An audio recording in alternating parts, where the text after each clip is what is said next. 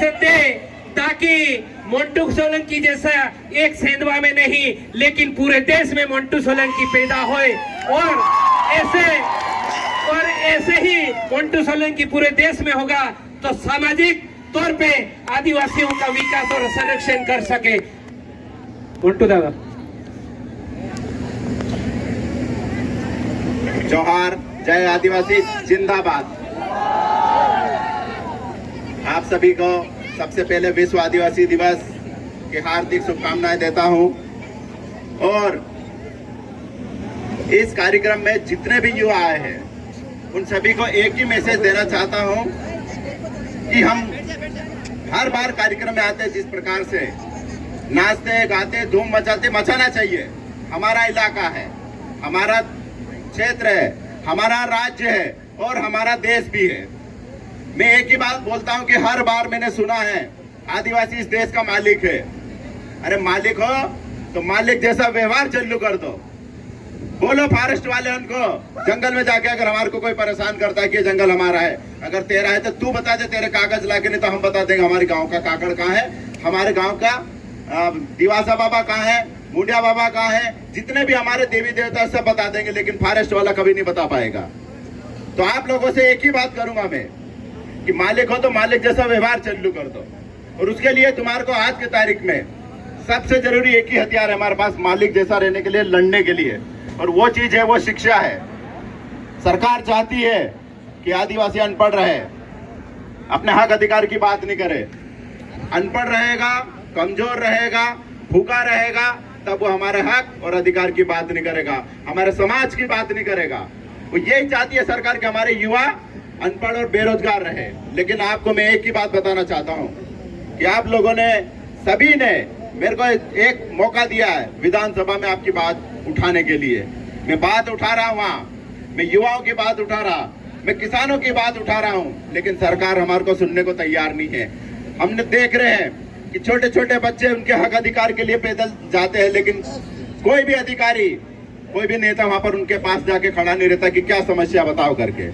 हमारे किसान यहाँ गड्ढे पट्टा में 8-8 दिन तक खाद के लिए लड़े हैं, लेकिन उनको खाद नहीं मिल रहा है। वो सरकार की बस यही प्लानिंग है कि सरकारी गोदामों में खाद मत दो, प्राइवेट के पास खाद दो, और वो 200-250 रुपए वाला खाद हमारे आदिवासी गरीब किसानों को 600, 700 रुपए में बेचने को तैयार है। तो आप लोगों को सरकार से हमेशा एक ही बात पूछना चाहिए कि सरकार इतनी योजना चला रही है तो जमीन पे नहीं है, तो वो कहाँ जा रही है योजना। सरकार बोलती है कि हमने आदिवासियों के लिए बहुत सारी योजना लागू कर दी, आदिवासियों के लिए हमने बहुत सारे स्कूल खोल दिए, कॉलेज खोल दिए, लेकिन आप खुद देख लो स्कूल कॉलेजों की क्या स्थिति है। भाजपा सरकार जिस प्रकार से हमारे आदिवासी समाज को खत्म करने का काम कर रही है, उसका एक छोटा सा उदाहरण है। आज हम इतनी तादाद में यहाँ पर आए हैं, हमारे बहुत सारे नेता आदिवासी भी है, लेकिन किसी ने विश्व आदिवासी दिवस की बधाई नहीं दी, और अगर किसी ने दी तो 1 घंटे में उसने पोस्ट तक डिलीट कर दी। इतना किस चीज से डरते हैं वो? अगर डरते हैं तो वो हमारी बात कैसे कर पाएंगे?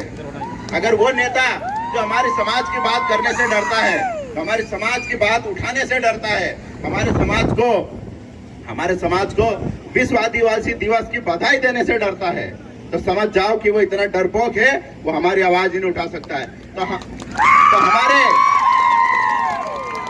हमारे बीच में हमारी आवाज मजबूती से उठा सके ऐसे आदमी होना चाहिए जो आदिवासियों की बात उठाए। यहाँ 80% से ज्यादा हमारे बड़वानी जिले में आदिवासी लोग हैं, लेकिन हमारे आदिवासियों पे जब अन्याय अत्याचार की बात आता है तो कौन आवाज उठाता है?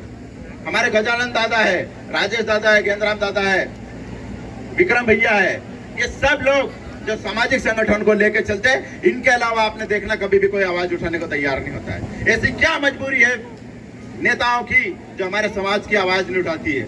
मैं भले नेता बन गया हूँ, लेकिन मैं समाज की नेतागिरी करता हूँ, मेरे आदिवासी समाज की नेतागिरी करता हूँ, और मेरे समाज में जब भी मुसीबत आएगी,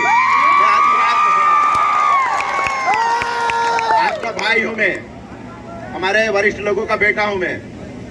अगर मेरे समाज पे मुसीबत आएगी तो किसी को छोड़ूंगा नहीं। मैं आपके खुले मंच से शासन प्रशासन के साथ उस नेता को भी बोलूंगा। मेरे समाज के लोग भोले भाले हैं, इसका मतलब ये नहीं है कि वो बेवकूफ है, और अगर बेवकूफ बनाने की किसी ने कोशिश करी तो हमारे युवा आप सब जागरूक है।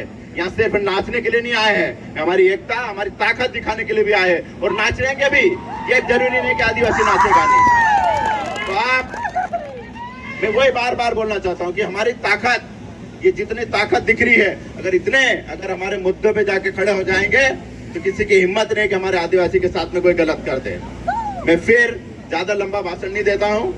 मैं आप सभी का धन्यवाद करता हूँ, पूरे युवाओं के साथ अपील करता हूँ कि हम नाचेंगे, गाएंगे, धूम भी मचाएंगे, लेकिन अनुशासन में। हमारी वजह से किसी को तकलीफ नहीं होना चाहिए, और हमको कोई तकलीफ दे तो उसको भी देख लेंगे, उसका टेंशन नहीं है, पर हमारी वजह से किसी को भी तकलीफ नहीं होना चाहिए।